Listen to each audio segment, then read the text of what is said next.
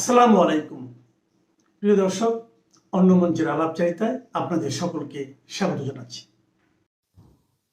নমস্কার, আমি তরুণ ঘোষ।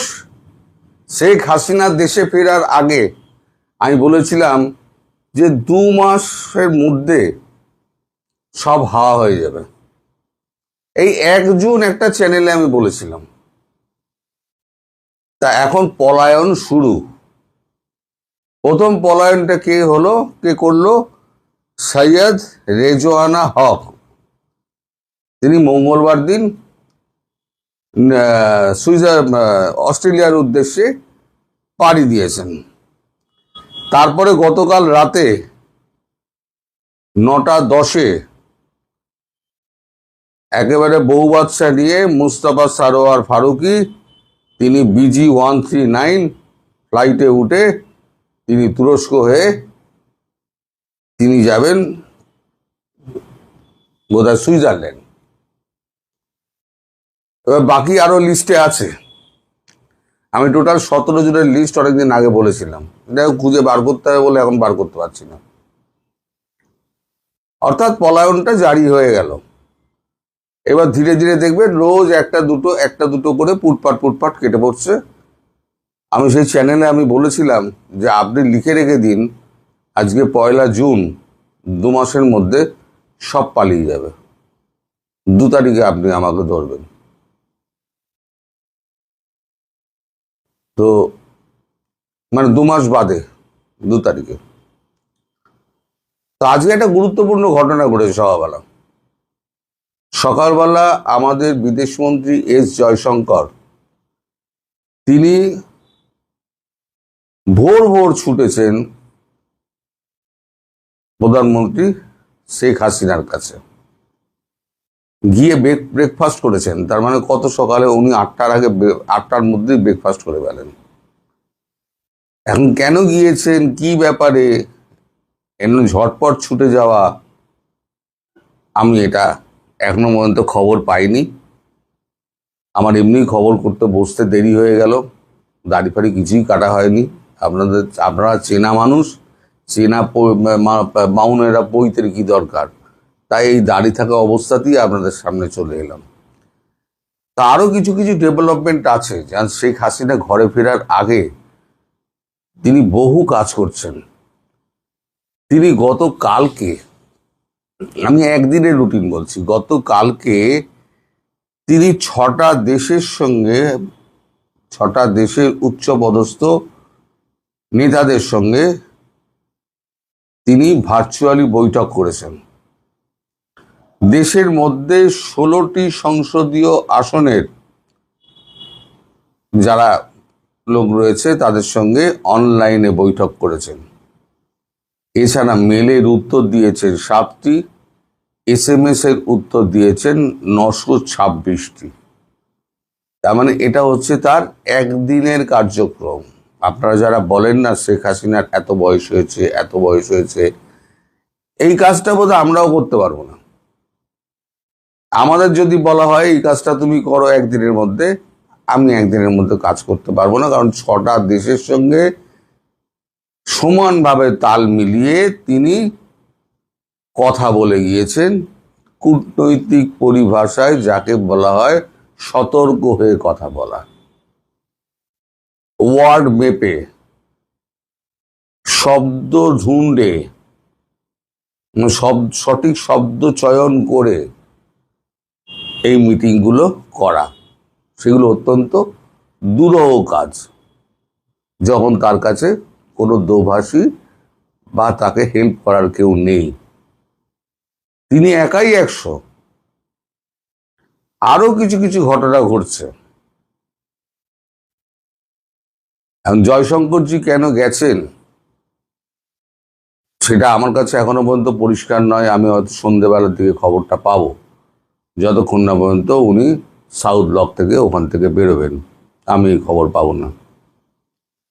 তবে শেখ হাসিনা খুব দ্রুততম সময়ের মধ্যে ফিরছেন এবং ফেরার আগে যে কাজগুলো করার সেই কাজগুলো উনি এখন করে যাচ্ছেন। আর ভেতরে এই যে তোফায়েল সাহেব মরহুম মারা গেলেন, উনি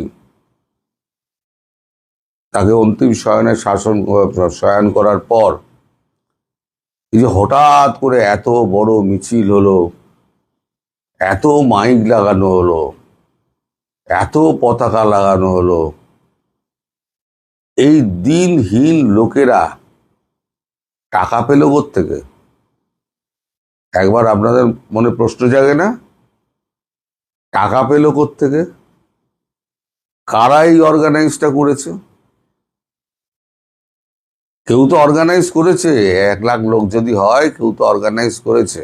লম্বা করে একবার মাইক লাগানো, তারপরে তো ওই মিছিল, মশাল নিয়ে মিছিল, এগুলোর জন্য তো একটা মানে বেস তৈরি করার ব্যাপার থাকে। তাহলে বেসটা তৈরি করলো কে, আর অর্থ দিল কে? আমি বহুদিন আগে বলেছিলাম যে ভারতবর্ষ বেশ কিছু অর্থ দিয়েছে, বহুদিন আগে বলেছিলাম। এখন আমাদের ওখানে যে সমস্ত অ্যাসেট রয়েছেন, তারা এখন তেড়ে ফুড়ে কাজ করছেন, একেবারে ঘর বাড়ি মানে একদম ঝাড় দিয়ে সব পরিষ্কার করার জন্য। ওদিকে খলিলুর রহমান, তিনি ওখান থেকে ফিরে এসে, হেগ থেকে ফিরে এসে, তিনি গদগদ হয়ে তারেক রহমানের সামনে গিয়ে বলেছেন, আমি বিশ্ব জয় করে এসেছি। তারেক রহমান ওনাকে বলেছেন, আপনি বিশ্ব জয় করেছেন না ঘোড়ার ডিম করেছেন? আপনি কোনো দেশের সঙ্গে একটা আমার বৈঠকের একটা অ্যারেঞ্জমেন্ট করতে পারছেন না, না ভারতের সঙ্গে, না চীনের সঙ্গে, না রাশিয়ার সঙ্গে, না পার্শ্ববর্তী কোনো দেশের সঙ্গে, না মায়ানমারের সঙ্গে। ভারতীয় বিদেশমন্ত্রীকে দেখুন আর আপনাকে দেখুন, আপনি এসে আমার বিশ্বজয়ের কথা আমায় শোনাবেন না। খলিল তো মুখ চুপ করে চলে গিয়েছে, আর খলিল ফিরে তাকায়নি। এখন আপনারা অপেক্ষা করুন। আমি তো প্রথম বলি যে শেখ হাসিনা প্রধানমন্ত্রী হয়েই ফিরবেন, এবং যথাসময়ে ফিরবেন। আমি বলেছি 2 মাস, 2 মাসের মধ্যেই উনি ফিরবেন। তার প্রেক্ষাপট একদম তৈরি হয়ে গিয়েছে। যত শীঘ্র সম্ভব ভারতবর্ষে কাজ টাজ গুটিয়ে দিয়ে তিনি দেশের উদ্দেশ্যেই রওনা হবেন। আর একটা কথা আমি বলেছিলাম, আপনাদের দেশের সেনাবাহিনী প্লেন দিয়ে ভারতবর্ষে পাঠিয়েছিল, আপনাদের দেশের সেনাবাহিনী কিন্তু প্লেন নিয়ে এসে তাকে উড়িয়ে নিয়ে গিয়ে ঢাকা বিমানবন্দরে নেওয়া হবে। এবার সেটা সত্যি হয় কি মিথ্যে হয়, সেটা ভবিষ্যৎ বলবে। আমি দেখুন, ভবিষ্যৎ দ্রষ্টা তো আমি নই। আমি যেরকম খবর পাই সেই খবরগুলোকে বিশ্লেষণ করে আপনাদের সামনে বলি। যেমন এই 2জন পালিয়ে গেছে, এই খলিলুর এসে দেখা করেছে, শেখ হাসিনা এতজনের সঙ্গে কথা বলেছেন, এত SMS করেছেন, এত লোকের সঙ্গে কথা বলেছেন, সংসদীয় 16টি আসনের নেতাদের সঙ্গে কথা বলেছেন, সঙ্গীত সাহিত্যের সঙ্গে কথা বলেছেন। আমি যে খবরগুলো পাই সেই খবরগুলোই তো বলি। এখন এই যে খবরটা আমি নিজে থেকে বলছি না, যেটা হচ্ছে আমি সেনাবাহিনীর সূত্র থেকে পেয়েছি, মিলিটারি ইন্টেলিজেন্স থেকে, যে তাকে বাংলাদেশের বিমান বাহিনী নিয়ে এসেছিল। এবার বাংলাদেশের বিমান বাহিনী তাকে নিয়ে আবার ওখানে পৌঁছে দেবে। তা আমার কথা মেলে কি মেলে না, ভবিষ্যতে মিলিয়ে নেবেন। আর পলায়ন যেটা শুরু হলো, সেই পলায়নটা আরো জারি থাকবে। এ তো সবে শুরু, কলির সন্ধে যাকে বলে। এবার দেখুন, আগে আগে দেখিয়ে হোতা হ্যায় ক্যা জানাব, খেলা জম গিয়া। হ্যাঁ, হিন্দিতে বলে, বাংলায় বলে খেলা জমে ক্ষীর। আপনাদের হচ্ছে খেলা জমে ক্ষীর। এখন জানতে হবে শেখ হাসিনার সঙ্গে জয়শঙ্করের কি এমন কথা হলো যে তিনি তড়িঘড়ি সেখানে দৌড়ালেন। আপনি যেটা বললেন, আসলেই তারা জীবিত তোফায়েল আহমেদের চাইতে মৃত তোফায়েল আহমেদকে বেশি ভয় পাচ্ছে, এতে কোনো সন্দেহ নেই। তিনি 9 বারের এমপি, তিনি ক্যাবিনেট মিনিস্টার ছিলেন, তিনি বাংলাদেশ সরকারের উপদেষ্টা ছিলেন, প্রধানমন্ত্রীর উপদেষ্টা ছিলেন।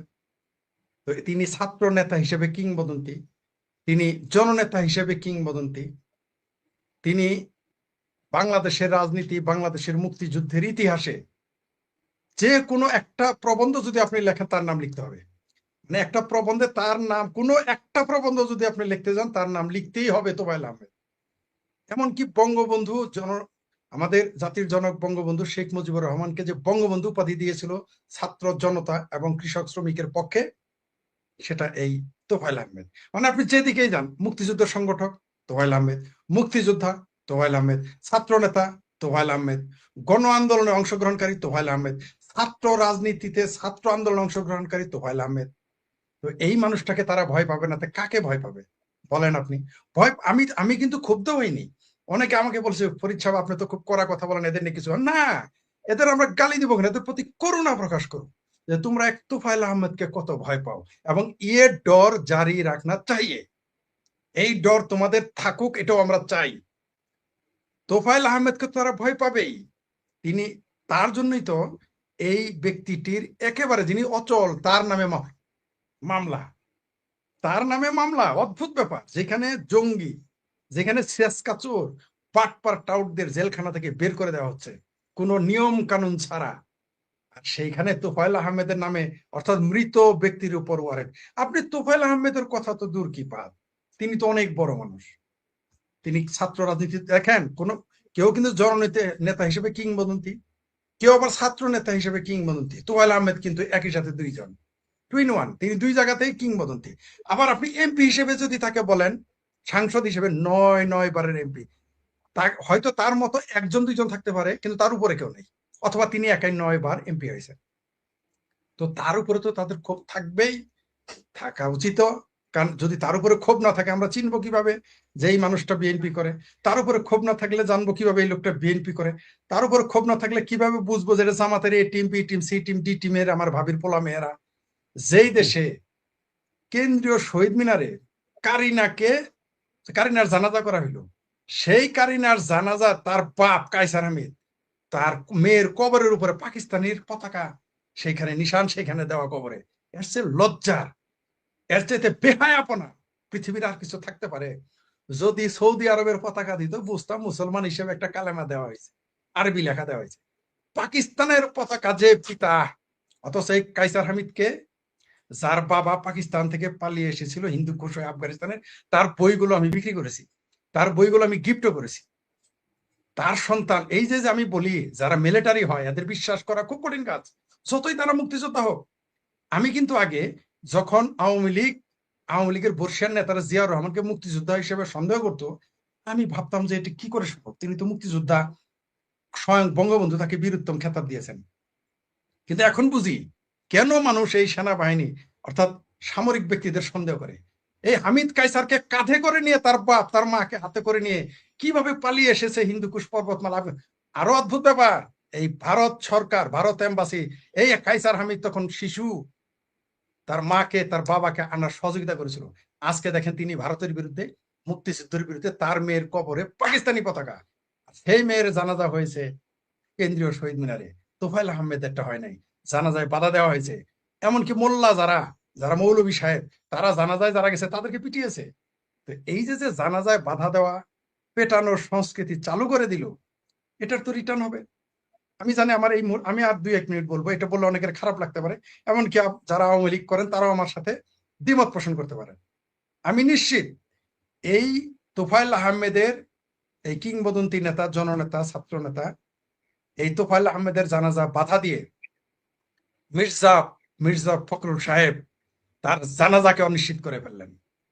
এই জানাজাকে বাধা দিয়ে রিজভী সাহেব নিজের জানাজাকে অনিরাপদ করে তুললেন, শামসুজ্জামান দুদু অনিরাপদ করে তুললেন, শাকির জানাজা, ওই যে ডাইনে বায়ে সিগন্যাল দেয় বায়ে মোর, শাকির জানাজা বাংলাদেশে অনিশ্চিত হয়ে গেল।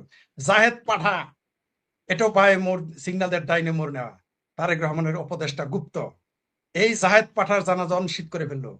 সর্বশেষ বলবো সেটা হলো তারেক রহমানের জানাজাই বাংলাদেশ অনুষ্ঠিত হয়ে গেল।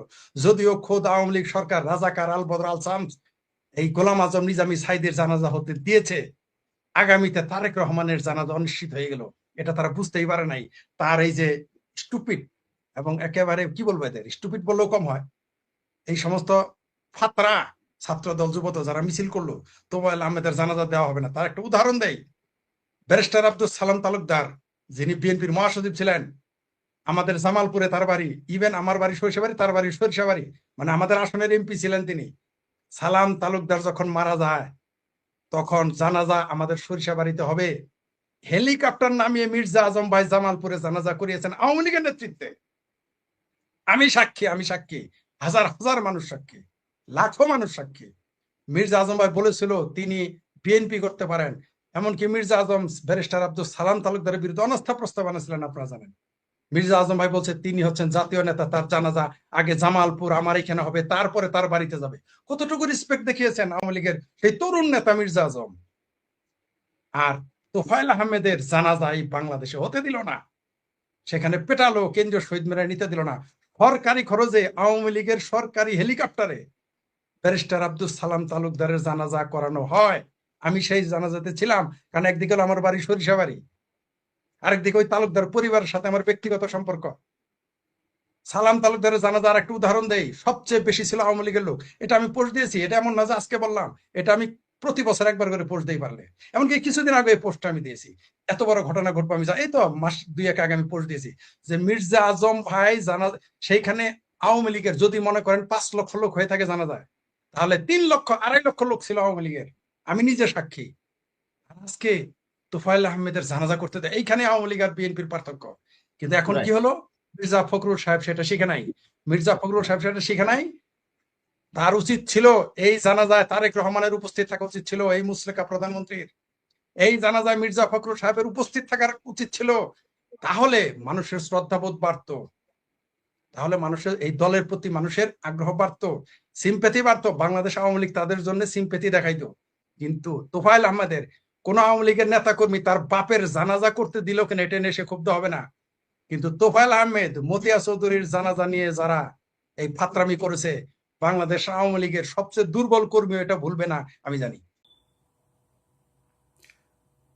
তুরস্কের পররাষ্ট্রমন্ত্রী হাকান ফিদান ঢাকায় এসেছেন। তাকে রিসিভ করার জন্য পররাষ্ট্রমন্ত্রী খলিলুর রহমান, পররাষ্ট্র প্রতিমন্ত্রী শামা উবায়েদ, প্রধানমন্ত্রীর পররাষ্ট্র বিষয়ক উপদেষ্টা হুমায়ুন কবির এবং তুরস্কে নিযুক্ত বাংলাদেশের রাষ্ট্রদূত আমানুল হক, এই 4 জন গেছে ওই পররাষ্ট্রমন্ত্রীকে রিসিভ করার জন্য।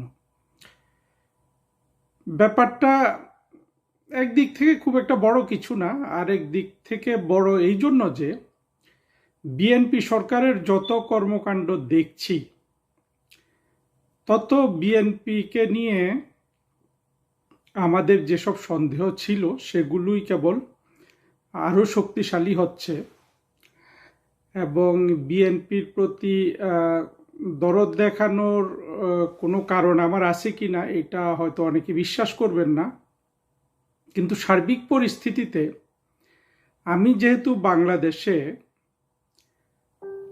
মোটামুটি বিএনপি আওয়ামী লীগ এই 2 দলের সাপোর্টার, যেখানে 70 থেকে 80% মানুষ, তাদের অংশগ্রহণে একটা গণতান্ত্রিক সরকার হলে ভালো হয় বলে মনে করি।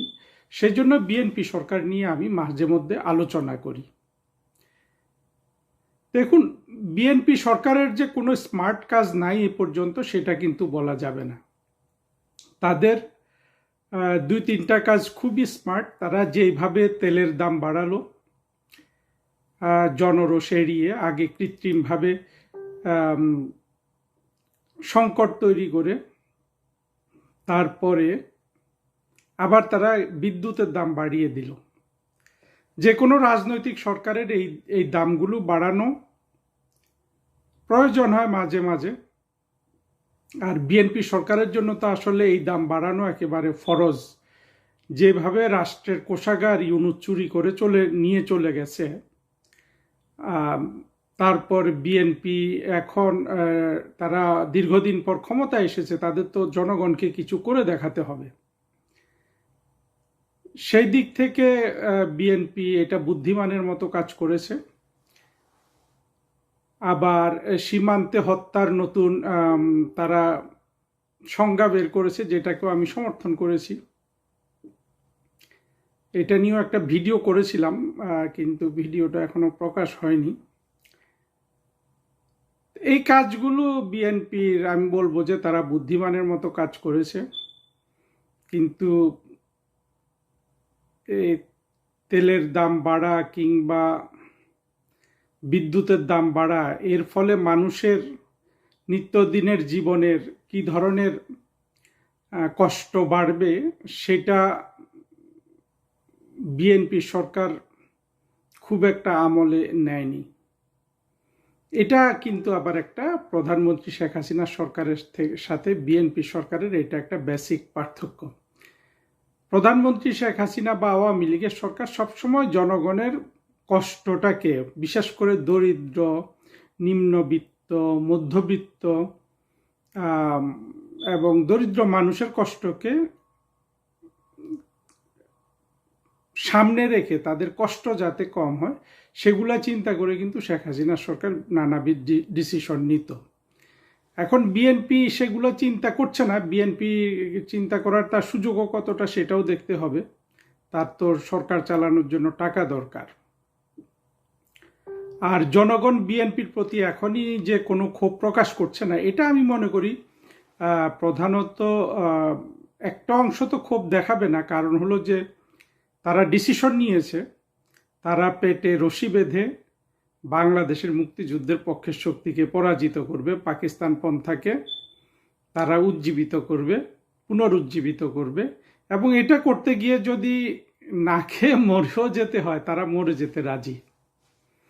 আরেকটা অংশ প্রতিক্রিয়া দেখাচ্ছে না, তারা লজ্জা পাচ্ছে এই জন্য যে তারা ভেবেছিল যে শেখ হাসিনার সরকার তো দীর্ঘদিন আছে, মনে হয় আরও দ্রুত উন্নতি করা সম্ভব। কারণ জঙ্গিরা, বিশেষ করে 24-এর জঙ্গি উত্থান যেসব অপপ্রচারকারী করেছিল, তারা বারবার বলছিল যে শেখ হাসিনা সরকার প্রচুর দুর্নীতি করছে, প্রচুর টাকা পয়সা বিদেশে পাচার করছে। পরবর্তীতে আমরা নানানভাবে দেখিয়েছি এবং এটা এখন প্রমাণিত। যদিও আমার এই লেকচারগুলো শ্রোতা ছাড়া বাইরের শ্রোতারা এগুলা কতটা শোনে বা এগুলা তথ্য উপাত্ত ঘেটে দেখে সেটা এখনো আমরা পুরোপুরি জানি না, কিন্তু আপনার বর্তমানে অনলাইনের যুগে পাবলিক ডোমেইনে যথেষ্ট তথ্য আছে যেটা আপনি নিজে বিচার বিশ্লেষণ করে সেই তথ্যগুলো আওয়ামী লীগ সরকারেরও দেয়া না, কোনো বাংলাদেশেরও দেয়া না, এগুলো এখন ইন্টারন্যাশনাল ডোমেইনে পাওয়া যায়।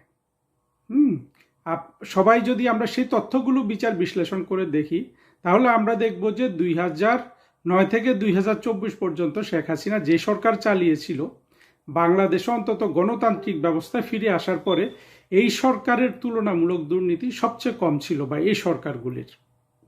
অথচ দুর্নীতি করে কিন্তু টাকা পাচার করে কিন্তু শেখ হাসিনা সরকারের বিরুদ্ধে বাংলাদেশের মানুষের মগজ ধোলাই করা হয়েছিল। তো এই অবস্থা তো এই মানুষগুলা দেখতে পাচ্ছে, তাই না? তারা কিন্তু মগজ ধোলাইকৃত হয়ে 24-এর জঙ্গি উত্থানে সমর্থন দিয়ে এখনই তারা বিএনপির দেয়া এইসব কষ্ট তারা মেনে না নেওয়া ছাড়া আসলে তারা কোনো উপায় দেখছে না। এটা তাদেরকে বোকা বানিয়েছে। তারা কিভাবে এখনই সেটার প্রতিক্রিয়া দেখাবে? আর একটা অংশ আছে, তারা তো বাংলাদেশের মুক্তিযুদ্ধের পক্ষের সমর্থক, তারা যথেষ্ট ক্ষুব্ধ এইসব ডিসিশনে। তারা জানে তারা যে কোনো সুযোগ পেলে কিন্তু রাস্তায় নেমে আসবে বিএনপি সরকারকে নামিয়ে ফেলার জন্য। ফলে বিএনপি যেটা স্মার্ট ডিসিশন হিসাবে নিয়েছে সেটাতে যে জনক্ষোভ বা জনবিক্ষোভ দেখছে না, সেইটাতে বিএনপির কি আসলে তুষ্ট হওয়ার কোনো কারণ আছে? আমার মনে হয় নাই, এবং আমার এটাও মনে হয় যে বিএনপির নেতারাও সেটা জানে। ফলে জনগণের কোনো দিকে মানে মানুষের উপর কনফিডেন্স আনার জন্য তারেক রহমানের সরকার যেই কাজগুলো করছে সেগুলো এখন মানুষ কিন্তু আর বেশি নিচ্ছে এমন প্রমাণ আমরা দেখছি না। প্রথম প্রথম তারেক রহমান মানুষের মন জয় করার জন্য উনি ওনার পোশাকের যে পরিবর্তন, অর্থাৎ উনি যে সাদাসিধে পোশাক পরছেন, উনি হাঁটছেন, উনি গাড়ি চালাচ্ছেন, উনি স্ত্রী আর মেয়েকে নিয়ে সিনেমা দেখছেন, নাটক দেখছেন, এই জিনিসগুলো একটা ওয়েব উনি তৈরি করেছিলেন, সেটা চলে গেছে। আর একটা জিনিস উনি করছেন যে উনি প্রেসিডেন্ট জিয়াউর রহমানকে নতুন করে বাংলাদেশের সামনে পরিচিত করাচ্ছেন। ওনার পোশাক আশাক, চালচলন, এগুলো মানুষের মধ্যে এক ধরনের পজিটিভ রিয়াকশন তৈরি করেছিল, কিন্তু জিয়াউর রহমানকে আমার মনে হচ্ছে না উনি কোনোভাবেই কিন্তু পুনরুদ্ধার করতে পারছেন। অর্থাৎ জিয়াউর রহমানের যে একটা ইমেজ তৈরি হয়ে গিয়েছিল, বিশেষ করে জিয়াউর রহমানের শাসনের পর এবং এরশাদ খালেদা জিয়ার এই সরকারগুলো বাংলাদেশে ধারাবাহিকভাবে থাকাতে জিয়াউর রহমানের একটা কিন্তু ইমেজ তারা তৈরি করেছিলেন। জিয়ার বহুদলীয় গণতন্ত্র, বহুদলীয় গণতন্ত্রের মধ্যে ফিরে এসছে জামাত, বিভিন্ন বাংলাদেশের মুক্তিযুদ্ধ বিরোধী, স্বাধীনতা বিরোধী দল, যারা কোনোভাবেই গণতান্ত্রিক কোনো সমাজে যাদের আসলে রাজনীতি করারই কোনো অধিকার থাকে না, সেই দলগুলো ফিরে এসছে। আবার জিয়াউর রহমান একটা সংজ্ঞা দিয়েছেন যে তিনি বাঙালি জাতীয়তাবাদ মানেন না, তিনি বাংলাদেশি জাতীয়তাবাদ, এবং সেখানে তিনি এটা ব্যাপকভাবে মানুষকে বোঝানো হয়েছে এবং বাংলাদেশের মানুষ কিন্তু জিয়াউর রহমানের এই বক্তব্য কিন্তু অনেকটা প্রভাবিত করতে পেরেছে। অনেক চালাক চতুর মানুষ এটা বাংলাদেশের মানুষকে গিলিয়েছেন যে বাংলাদেশি জাতীয়তাবাদ মানে বাংলাদেশের সব মানুষকে এখানে অন্তর্ভুক্ত করা হয়েছে। বিশেষ করে পাহাড়ের মানুষদের কথা বলা হতো। পাহাড় বা বিভিন্ন আমাদের দেশে যে উপজাতি বা বিভিন্ন মাইনরিটি যে সোসাইটিটা আছে, তাদেরকে তো আবার উপজাতি, জাতি, নৃগোষ্ঠী বিভিন্নভাবে আমরা বিতর্ক করি, বাট সত্য কথা হলো তারা মাইনরিটি। এদেরকেও বাংলাদেশি হিসাবে সম্মান পাচ্ছে, এইটা বলা হয়েছে জিয়াউর রহমানের সেই বাংলাদেশি গণতন্ত্রে। কিন্তু প্রকৃত সত্য হলো জিয়াউর রহমান পাহাড়ে সবচেয়ে বড় অশান্তি তৈরি করেছিলেন সারা বাংলাদেশ থেকে। ভূমিহীন দরিদ্র বাঙালিদের তিনি পাহাড়ে বসতি স্থাপন করে মূলত সে যে আমাদের পাহাড়ে যে মূল যুদ্ধ শুরু হয়ে গিয়েছিল শান্তি বাহিনী আর বাংলাদেশ মিলিটারির মধ্যে, সেটা জিয়াউর রহমান তৈরি করেছিলেন। পরবর্তীতে শেখ হাসিনা কিন্তু 1996 সালে শান্তি চুক্তির মাধ্যমে জিয়াউর রহমানের তৈরি করা এই সমস্যা শেখ হাসিনা কিন্তু নিরসন করেছিলেন। শেখ হাসিনা যদি সত্যি তিনি বাংলাদেশি বলতে তার এই যে অধ্যাপক এমাজউদ্দিনরা যেটা বুঝাইতো যে জিয়াউর রহমান বাংলাদেশি বলে কি বুঝিয়েছেন, সেটা যদি জিয়াউর রহমান মিন করতেন তাহলে তো তিনি এইভাবে সারা বাংলাদেশ থেকে সমতলের জনগণকে নিয়ে, ভূমিহীন জনগণকে নিয়ে পাহাড়ের জনবসতি তৈরি করতেন না, করে এই অশান্তিটা সৃষ্টি করতেন না। আর হিন্দুদের উপর সবচেয়ে বেশি অত্যাচার নির্যাতন হয়েছে জিয়াউর রহমানের বিভিন্ন ব্যবস্থা গৃহীত হওয়ার ফলে। এইটা বিস্তারিত হয়তো কোনো একটা আলাদা ভিডিওতে আমরা বলবো, কেন বাংলাদেশের হিন্দু সম্প্রদায় এত ধরনের বঞ্চনা সয়েও আওয়ামী লীগকে সমর্থন করে। এর কারণ হলো যে জিয়াউর রহমান সবচেয়ে বেশি ক্ষতি করেছে বাংলাদেশের হিন্দুদের। এরপরও জিয়া বহুদলীয় গণতন্ত্র এবং বাংলাদেশি জাতীয়তাবাদ এই দুইটা চমক দিয়েছিলেন। এটা আবার তারা তাদের মতো করে ব্যাখ্যা করেছিলেন। বাংলাদেশের অনেক মানুষ সেগুলা গ্রহণ করেছে, সেগুলা গ্রহণ করে তৃপ্ত হয়েছে। তবে এটাও দুঃখের বিষয় যে আওয়ামী লীগের 17 বছর কম ধারাবাহিক শাসনের ফলেও জিয়াউর রহমানের এই যে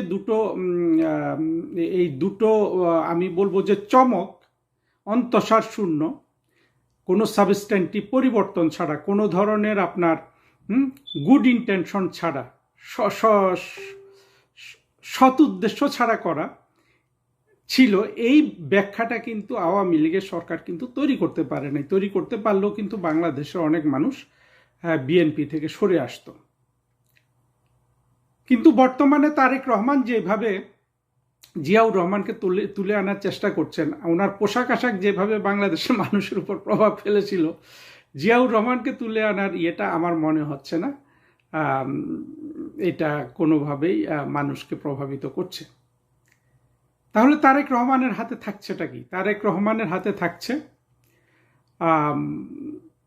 উনি যেই কায়দায় ক্ষমতায় এসেছেন, তারেক রহমান যে ইলেকশনে ক্ষমতায় এসেছেন, এই ইলেকশন ভবিষ্যতে আমরা এগুলো আসলে এত বড় বড় সাবজেক্ট, এই একটা লেকচারে এগুলো মানে বললে ওটা নিয়েই বলতে হয়। আসলে ওই ইলেকশনটা ছিল বাংলাদেশের, আমরা যদি দেখি এইটার চেয়ে একটা খারাপ ইলেকশন পাওয়া যাবে, সেটা হলো 15ই ফেব্রুয়ারি নির্বাচন, যেটা বেগম খালেদা জিয়া করেছিলেন। যদিও উনি গুড ইন্টেনশন নিয়ে করেছিলেন যে ওনার একটা সরকার গঠন করে উনি আবার সংবিধান সংশোধন করে তত্ত্বাবধায়ক সরকার উনি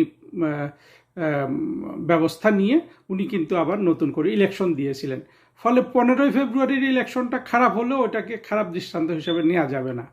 সেইভাবে যদি আমরা নেই, তাইলে এই 26-এ যে ইলেকশনে তারেক রহমানের সরকার ক্ষমতা এসছেন, এটা কিন্তু বাংলাদেশের সবচেয়ে সমস্যা, আমি বলব মানে সবচেয়ে আসলে দুর্বল এবং প্রশ্নবোধক ইলেকশন হিসাবে থাকবে। এমনকি শেখ হাসিনা সরকারের যেসব ইলেকশন নিয়ে অনেক কথা বলা হয়, সেগুলোর চেয়েও এটা কিন্তু অনেক অনেক বেশি প্রশ্নবোধক ইলেকশন। এমন একটা ইলেকশনে তারেক রহমান সরকার গঠন করে উনি নানানভাবে চেষ্টা করছেন ওনার সরকারের স্থায়িত্ব রক্ষা করার জন্য। একটা তো হলো যে উনি ভারতের সহযোগিতায় এবং ভারতের আশ্বাসে যে ক্ষমতায় এসছেন, এটা কিন্তু বোঝা যাচ্ছিল। তখন উনি বাংলাদেশে আসার পর ভারত যে ধরনের চিঠিপত্র তারেক রহমানের কাছে লিখেছে, বা যে ধরনের আমি বলবো যে ভারতীয়রা সঠিকভাবে বাংলাদেশের সিচুয়েশন অধ্যয়ন না করে তারা তারেক রহমানের প্রতি অনেক বেশি আপ্লুত হয়েছিল। সে আপ্লুত হওয়ার ঘোর তাদের বেশি দিন থাকবে না, সেটা আমাদের মনে হয়েছিল। আমার মনে হয় এতদিনে সেই ঘোর কিছুটা কেটে গেছে। তারেক রহমান নতুন প্রধানমন্ত্রী হয়েছেন 4 মাস, উনি কোনো বিদেশ সফর করেন নাই। উনি কোন দেশ কিভাবে সফর করবেন এটা নিয়েও আমার মনে হয় ওনার মধ্যে যথেষ্ট দ্বিধাদ্বন্দ্ব আছে। এখন শোনা যাচ্ছে উনি মালয়েশিয়া যাবেন। তো কোনো জায়গায় কিন্তু তারেক রহমান সরকারের কোনো ম্যাচুরিটি নাই। ওই তেলের দাম বাড়ানো, আর বিদ্যুতের দাম বাড়ানো, আর সীমান্ত হত্যার ব্যাপারে নিজেদের ব্যাখ্যা দেয়া, এই 3 জায়গায় আমি বলবো যে ওস্তাদ কাজ করেছেন যে তারেক রহমানের সরকার। আর কোথাও কিন্তু তার কোনো ধরনের আমরা কোনো আত্মবিশ্বাস দেখি না। সবচেয়ে বড় হতাশাব্যঞ্জক হলো তারেক রহমান যে এসে বলেছিলেন তার একটা প্ল্যান আছে। এতদিনে এটা মানুষের কাছে পরিষ্কার হয়ে গেছে যে ওনার আসলে কোনোই প্ল্যান নাই। ওই সময়ে ওনার যারা বক্তৃতা বা উনি যাদের থেকে বুদ্ধি নেন বা নিজের মাথার বুদ্ধি দিয়ে উনি এমন একটা চাতুর্য করেছেন যে প্ল্যান একটা আছে বলে ওই দিনটা কোনো রকম উনি পার করেছেন। কিন্তু গত 4 মাসে দেখা যাচ্ছে যে ওনার আসলে কোনোই প্ল্যান নাই। কিছু প্ল্যান উনি শেখ হাসিনা সরকার থেকে নকল করেছিলেন। আর বিদেশে আজকে যেটা বললাম যে তারেক রহমান সরকারের সব পুরো ফরেন মিনিস্ট্রিকে পাঠিয়ে দিয়েছেন তুরস্কের ফরেন মিনিস্টারকে রিসিভ করার জন্য। আমরা জানি তুরস্ক বাংলাদেশে অনেক ধরনের প্রভাব বিস্তারের চেষ্টা করছে, বিশেষ করে বাংলাদেশের জঙ্গি, মৌলবাদী, স্বাধীনতা বিরোধীদের উপর, এবং সেটার সাথে তারেক রহমানের একটা বাধ্যবাধকতা আছে তার সরকারের। কিন্তু এটা তো এমন নয় যে বাহিরে থেকেও এইভাবে জিনিসটাকে দেখাতে হবে। আমাদের সবসময় ছিল যে নিয়ম ছিল যে বাইরের দেশের কোনো পররাষ্ট্রমন্ত্রী আসলে আমাদের পররাষ্ট্রমন্ত্রী গিয়ে এটা রিসিভ করে, এটাই আমরা প্র্যাকটিস করি। অন্যান্য দেশে সেটা করে না। ভারতে যদি আমাদের পররাষ্ট্রমন্ত্রী যায় তাহলে তারা, আমি যতদূর জানি যে ভারত তাদের ফরেন মিনিস্ট্রির একজন ডিজিকে দিয়ে রিসিভ করে, বড় জোর ফরেন সেক্রেটারিকে দিয়ে, যাদের যার এস্টাবলিশ নিয়ম আছে। কিন্তু আমাদের যে নিয়ম আছে সেটা সবসময় একটু উপরের দিকে। এই জন্য আমরা দেখি যে আমরা বিদেশি কোনো সরকার প্রধান আসলে আমাদের প্রধানমন্ত্রী গিয়ে রিসিভ করে, আর বিদেশি কোনো রাষ্ট্রপ্রধান আসলে আমাদের সরকার প্রধান, রাষ্ট্রপ্রধান 2 জন যায়। অন্যান্য দেশের নিয়মগুলো একটু নিচের দিকে, অর্থাৎ বাংলাদেশের প্রধানমন্ত্রী এই জন্য ভারতে গেলে দেখা যায় যে ভারতের কোনো মন্ত্রী তাকে রিসিভ করছে। আবার এগুলো মানুষ যেহেতু জানে না, বিভিন্নভাবে সোশ্যাল মিডিয়াতে এগুলো নিয়ে নানান টক শো হয়, ইউটিউবে ভিডিও হয়, ফেসবুকে পোস্ট হয়। আসলে মানুষ নিয়মগুলো জানে না। এক এক দেশ এক এক রকমভাবে নিয়ম পালন করে, এবং যারা বেশিরভাগ দেশ এই নিয়মগুলো ভাঙে না, আবার কোনো কোনো ক্ষেত্রে ভাঙে, কিন্তু একটা নিয়ম থাকে। আমাদের নিয়মটা হলো যে আমাদের পররাষ্ট্রমন্ত্রী বাইরের দেশে পররাষ্ট্রমন্ত্রীকে এয়ারপোর্টে গিয়ে রিসিভ করে, কিন্তু কখনো এইভাবে পুরো ফরেন মিনিস্ট্রি গিয়ে রিসিভ করে না। এটাকে আমি বলছি যে এটা জিনিসটা ছোট ক্ষুদ্র একটা জিনিস, কিন্তু তারেক রহমান সরকারের সবগুলা জিনিস আমরা যদি দেখি যে ওনারা কিভাবে পররাষ্ট্রনীতি ম্যানেজ করছেন এবং পররাষ্ট্র মন্ত্রণালয়ের গত 3-4 মাসের কাজকর্ম, কোনো ধরনের আপনি যদি তাদের কার্যক্রম যদি আপনারা দেখেন, আপনারা দেখবেন যে একটা রুটিন সরকার চলছে। রুটিন সরকার কি রকম, যেগুলো 91 সালে একটা তত্ত্বাবধায়ক সরকার ছিল শাহাবুদ্দিনের, 96 সালে একটা তত্ত্বাবধায়ক সরকার ছিল হাবিবুর রহমান শেলির, 2001 সালে একটা তত্ত্বাবধায়ক সরকার ছিল লতিফুর রহমানের। এই 3টা তত্ত্বাবধায়ক সরকার যেভাবে কাজ করত, শুধু রুটিন কাজগুলা, এই তারেক রহমানের সরকার ওই রুটিন কাজগুলা করছে আর কিছু পাবলিসিটি কাজ করছে। আরও বড় বড় তত্ত্বাবধায়ক সরকার যেগুলো ছিল, তত্ত্বাবধায়ক বা ইন্টারিম বলেন, যেমন মঈনুদ্দিন ফখরুদ্দিনের সরকার, তারা তো অনেক কাজ করেছে। আর একটা হলো যে ইউনুসেরটাকে অবশ্যই তারা অনেক নেগেটিভ কাজ করেছে, অর্থাৎ তারা লুটপাট খুন খারাপি এগুলাতে ব্যস্ত ছিল। তো তারেক রহমান সরকার কি ওই যে 3টা সরকারের কথা বললাম, 91, 96, 2001-এর, তাদের মতো রুটিন কাজ করে উনি 4 মাস কাটিয়ে দিলেন আর কিছু পাবলিসিটি করলেন? এইভাবে তারেক রহমানের সরকার যদি 5 বছর বাংলাদেশের সরকার চালায়, বাংলাদেশের অর্থনীতির কি অবস্থা হবে, বাংলাদেশের সার্বিক ব্যবস্থাপনার কি অবস্থা হবে? এমনিতে এই সরকারটাকে দেখে মনে হয় না যে বাংলাদেশ একটা 53-54 বছরের পরিণত দেশ। মনে হচ্ছে এই দেশটা সদ্য স্বাধীন হয়েছে, অর্থাৎ 2024-এর জঙ্গিরা যা বলে যে দেশকে স্বাধীন করেছে, অর্থাৎ সেই জায়গায় একটা নড়বড়ে অবস্থা থেকে তারা শাসন করছে। অথচ এই দেশটাকে শেখ হাসিনা 17 বছর কত বলিষ্ঠ একটা জায়গায় নিয়ে গেছিলেন। হ্যাঁ, বিদেশি কোনো অতিথি আসা, শেখ হাসিনার বিদেশে যাওয়া, এগুলার একটা বিশেষ পরিণত আপনার আবহ তৈরি করা হয়েছিল, যেটা পুরোপুরি ম্যাচিওর, সেগুলাও কিন্তু ভেঙে গেছে। তাহলে আমরা তারেক রহমান সরকার থেকে পাচ্ছিটা কি, এবং তারেক রহমান সরকারই বা এই দশাটা কিভাবে সারভাইভ করবেন? আমার মনে হয় তারেক রহমানের একমাত্র সারভাইভালের উপায় ছিল আওয়ামী লীগের সাথে সমঝোতা করা, আওয়ামী লীগের সাথে রাজনৈতিক সমঝোতা করে নেক্সট ইলেকশনটা সম্পূর্ণরূপে তারা 2 দল বসে ঠিক করা যে এই ইলেকশন কেউ ম্যানিপুলেট করবে না, এবং আনম্যানিপুলেটেড এবং সুষ্ঠু ইলেকশনে যারা ক্ষমতায় আসবে তারা রাষ্ট্র চালাবে। এটা তো আসলে বিএনপি আওয়ামী লীগ যদি স্ট্রংলি যদি কমিটেড হয়, এই ধরনের একটা ব্যবস্থা তারা করতে পারে। অতীতে হয় নাই, সেগুলোও কিন্তু তারেক রহমানদের ভুলে হয় নাই। তারেক রহমান 2004 সালের 21শে আগস্ট গ্রেনেড হামলা চালানোর জন্য বিএনপি সরকার দায়ী পুরোপুরি। আমি তারেক রহমানকে পার্সোনালি আর দায়ী করছি না, যেহেতু উনি এখন প্রধানমন্ত্রী।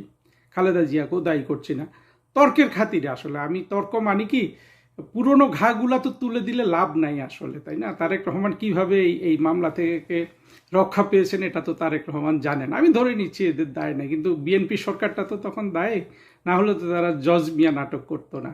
তারপরে ইলেকশন ম্যানিপুলেশনের জন্য যে চেষ্টা 2006 সালে বিএনপি করেছিল, সেটা কিন্তু এই অর্থাৎ বাংলাদেশের নির্বাচনী ব্যবস্থা যেটা এখন আমি বলছি, সেটা নষ্ট হওয়ার জন্য কিন্তু বিএনপি দায়ী। আওয়ামী লীগেরও দায় আছে। আওয়ামী লীগ সেই জিনিসগুলা তারা যেভাবে চেয়েছিল, আমি সেটারও একটা বৈধতা আমি আছে মনে করি, কিন্তু সেটা এক্সিকিউট করার জন্য যে ধরনের প্রজ্ঞা, চিন্তা ভাবনা, সমাজকে সচেতন করা, সেই জায়গাটায় কিন্তু আওয়ামী লীগ যায় নাই। ওই জায়গাটা যাওয়া খুব দরকার ছিল। এটা নিয়ে আমি আসলে আলাদা একটা লেকচার দিব, কারণ শেখ হাসিনার নির্বাচনগুলোকে আমি সমর্থন করি 100%। শুধু এই লেকচারটাতে করছি না, সমর্থন করি, কিন্তু কিভাবে সেগুলা করা উচিত ছিল, কোন ধরনের জনমত গঠন করা উচিত ছিল, সেটা নিয়ে একদিন হয়তো ভিন্নভাবে বলবো। কিন্তু বাংলাদেশের নির্বাচনী ব্যবস্থা, দ্বিদলীয় নির্বাচনী ব্যবস্থা কার্যকর না হওয়ার জন্য বিএনপিকে কিন্তু দায়টা নিতে হবে। সেই সব দায় যদি মেনে নিয়ে, এই যে কিছুদিন তুরস্কের কাছে, কিছুদিন ভারতের কাছে, কিছুদিন ইউনুসের কাছে, কিছুদিন খলিলের কাছে, মানে যে পররাষ্ট্রমন্ত্রী খলিল, কিছুদিন আমেরিকার কাছে, এদের কাছে আশ্রয় না আছে, এদের কাছে নিজের সুরক্ষা না আছে, তারেক রহমান যদি সত্যি সত্যি বাংলাদেশের মানুষের কাছে সুরক্ষা চায় এবং দ্বিদলীয় শাসন ব্যবস্থায় ফিরে আসার চেষ্টা করে, আমি মনে করি যে তারেক রহমানের লিগেসি অনেক দূর গড়াবে এবং তার যা বদনাম আছে এই পর্যন্ত রাজনৈতিক নেতা হিসেবে সেগুলো উনি কাটিয়ে উঠতে পারেন। তোফায়েল সাহেবের জানাজা সংসদে করতে না দিয়ে বিএনপির জন্য তো চিরদিনে একটা কলঙ্ক রচিত করা হলো। এই কলঙ্ক তো বিএনপি কোনোদিন খোঁচাতে পারবে না। কালকে তো উদাহরণ হিসেবে দেওয়া হবে যে অনেকেরই জানা যায় সংসদে হবে কি হবে না, এটা তো উদাহরণ হিসেবে দাঁড়িয়ে যাবে। কাজে এই উদাহরণটা তো বিএনপির তৈরি করা ঠিক হয় নাই। 21-এর গ্রেনেড হামলা তো বিএনপি সরকারের আমলে হয়েছে। কেন হলো? আপনি কেন বের করতে পারলেন না সরকার? কিন্তু গ্রেনেড হামলাটা বিএনপির আমলে হয়েছে, বিএনপির সরকার ক্ষমতায়। তো সে তখন কেন বিরোধী দলের নেতার উপরে এরকম হলো?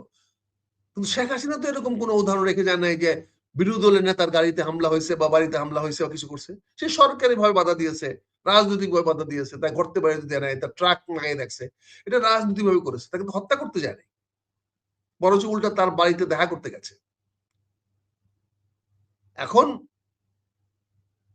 যেটা কথা বলার চেষ্টা করছো বা বলতে চাচ্ছ, জিয়াউর রহমানের সেদিন চাকরিটা যদি চলে যেত, তাহলে কি জিয়াউর রহমান আজকের ইতিহাসটা হইতো? আজকে জিয়াউর রহমানকে আমরা পাইতাম? ওনার চাকরি তো গিয়েছিল।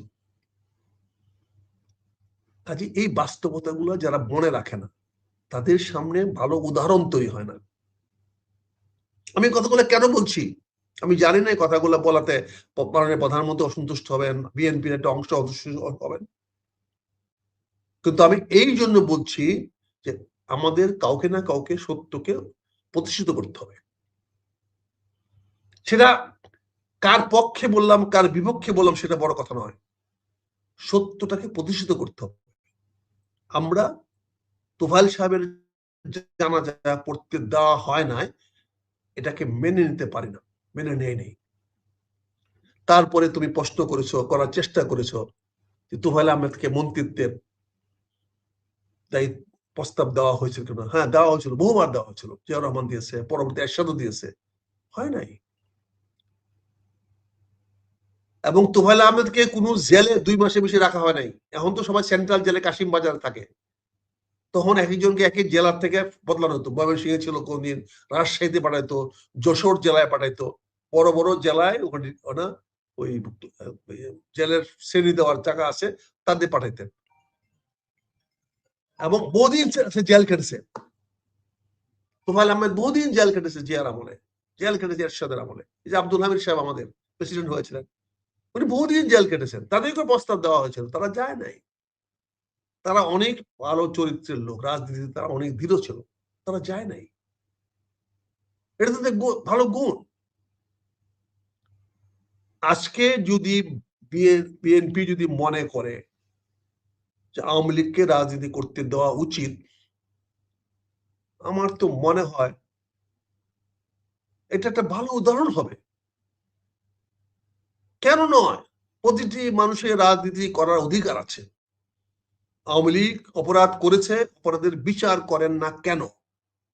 বিচার কেন করতে পারছেন না কেন? আপনি বিচারহীনতা শুরু করেছেন।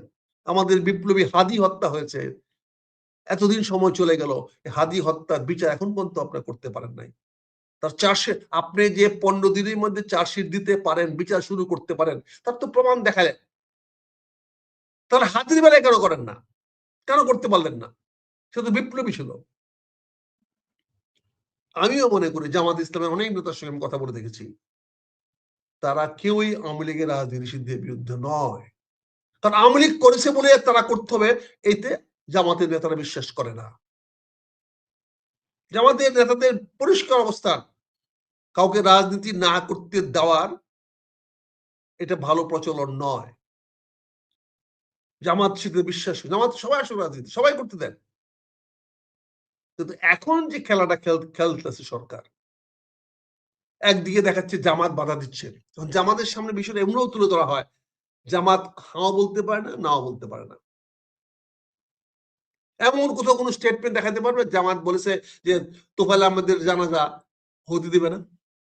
কিন্তু এরকম ভাবে চিত্র ফোটানো হচ্ছে যে জামাতের কারণে জানাজাটা করতে দেওয়া হয়নি। এই জিনিসগুলো তো আমাদেরকে মনে করতে হবে। জামাত এখন নির্বাচন রাজনীতি করছে, জামাত এখন জনগণের ভোটের প্রয়োজন আছে, জনগণের আস্থার প্রয়োজন আছে। ভোট দলমত নির্বিশেষে সবার কাছে আছে, যার কাছে ভোট আছে আমাদেরকে তার কাছে যেতে হবে। ভোটের রাজনীতি আর হিংসার রাজনীতি এক নয়, ভোটের রাজনীতি আর যুদ্ধ আক্রোশের রাজনীতি এক নয়, ভোটের রাজনীতি ক্যাডার ভিত্তিক রাজনীতি এক নয়। ভোটের রাজনীতিতে জনগণের কাছে সে যেই দলই করুক না কেন, যেই পক্ষ অবলম্বন করুক না কেন, আমাদেরকে তাদের কাছে যেতে হবে। আমি ব্যক্তিগতভাবে বলবো, প্রকাশ্যে বলবো, জোর গলায় বলবো, আমার এলাকায় প্রতিটি আওয়ামী লীগকে আমি শেল্টার দিচ্ছি, সবাই জানে। কেন দিব না? তারা আমার গ্রামের লোক, আমার দেশের লোক, তারা আমার মুরব্বী, তারা আমার স্কুল মাস্টার, কেউ মসজিদের ইমাম, কেউ বড় ব্যবসায়ী, কেউ দোকানদার, কেউ শ্রমিক। তারা আওয়ামী লীগ করে বলে কি হয়েছে? তাদেরকে দেশ থেকে বের করে দিতে হবে? তারা কেন তারা ভোট দিছে না? তাদের ভোটাধিকার প্রয়োগ করে নাই? আওয়ামী লীগের লোক দেশের রাজনীতি কেন করতে পারবে না? কেন করতে পারবে না? আওয়ামী লীগ আমার চরম বিরোধী, আমি আরো আজীবন আওয়ামী লীগের বিরোধিতা করেছি, আগামীতেও করব, কিন্তু আওয়ামী লীগের রাজনৈতিক অধিকার করার পক্ষে আমি। তাকে রাজনীতি করতে দিতে হবে, তার বিচার করেন, অপরাধীর বিচার করেন, আমি অপরাধ আমারও বিচার করেন, যে অপরাধ করে তার বিচার করেন।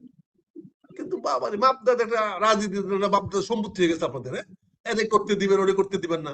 আওয়ামী লীগের সুরের বাচ্চারা তো মতো শুরু করে গেছে, জামাতকে ব্যান করছে, জামাতকে বাতিল করছে, এই কতগুলো সুশীল কুত্তার বাচ্চারা, এই শাহরিয়ার কবিরান শালারা দেশটাকে একটা আক্রোশের রাষ্ট্র বানায় গেছে, মারামারি হানে। এখন কোথায় শালারা, তোরা জেলের মধ্যে পড়তেছস, শেখ হাসিনাকে ডুবাই গেছস। স্বাধীনতার চেতনা, সুরের বাচ্চারা, শালা পাকিস্তানে গিয়ে স্বাধীনতার চেতনা দেখাও গে, হ্যাঁ? মুরগির ব্যবসা করছো শালারা, পাকিস্তান আর্মিকে চাপড়া দিছ, তোমরা আবার বলো স্বাধীনতার চেতনা। এই কয়ে দেশটাকে আছে মুক্তিযোদ্ধার কাছে কলঙ্কিত করেছো। আজকে মুক্তিযুদ্ধ পরিচিত শরম পায়, আজকে কথায় কথায় বলে মুক্তিযুদ্ধে ভুয়া তালিকা হয়েছে। সুয়ারের বাচ্চারা, তোরা কেন মুক্তিযুদ্ধে ভুয়া তালিকা না কি তালিকা হয়েছে তুই কেটে বলা? বাংলাদেশের মানুষ সবাই মুক্তিযুদ্ধ ছিল, কতিপয় রাজাকার আলবদর ছাড়া, অল্প সংখ্যক ছাড়া, পাকিস্তানের পক্ষের লোক ছাড়া বাকি সবাই মুক্তিযুদ্ধ ছিল। আমি যতক্ষণ বেঁচে আছি, আমার কটিয়াদির পাখুন্দি এলাকায় আওয়ামী লীগের যে কোনো মানুষের বিপদে আপদে আমি তাদের পাশে থাকবো, তাদের পাশে যাব। তাদের রাজনৈতিক অধিকারের সংগ্রামে আমি অবশ্যই তাদের পাশে থাকবো। শুধু আমি একা থাকবো না, আমি আমার রাজনৈতিক নেতা, রাজনৈতিক দলদের নিয়ে থাকবো, তাদেরকে বুঝাবো, তাদেরকেও বলবো। কারণ রাজনীতি করতে হলে জনগণের ভোটের প্রয়োজন। জনগণের একটি অংশ তারা আওয়ামী লীগ বিশ্বাস করে, জনগণের একটি অংশ ক্ষুদ্র হোক তারা আওয়ামী লীগ বিশ্বাস করে, তাদেরও ভোটের প্রয়োজন আমাদের আছে। যেহেতু আমরা নির্বাচন রাজনীতি করব, এই যে ইউনিয়ন পরিষদ নির্বাচন আসতেছে, জেলা পরিষদ নির্বাচন আসতেছে, সিটি মেয়রের নির্বাচন আসতেছে, জামাত ইসলাম সিদ্ধান্ত নিয়েছে প্রতিটি নির্বাচনে তারা অংশগ্রহণ করবে, দলগত না হলেও ব্যক্তিগতভাবে তারা করবে এবং তাদের প্রার্থী ঘোষণা করবে। ইনশাল্লাহ জামাতের সবাই নির্বাচন করবে, আমরা সবার ভোট চাই। এখানে বিরোধী বিএনপি করবে, অন্য রাজনৈতিক দলও করতে পারে, অনেক রাজনৈতিক দল আছে করতে পারে, তাদের অধিকার, তারাও বিরোধিতা করতে পারে।